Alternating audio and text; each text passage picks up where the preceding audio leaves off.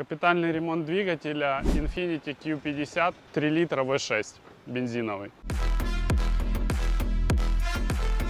Просто застучал мотор в силу своего ресурса. Люди принимают решение либо капиталить его, либо покупать бэушный.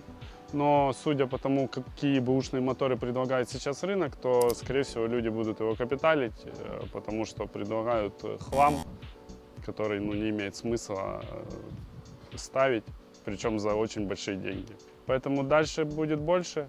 Приезжайте к нам на Никосервис, все починим.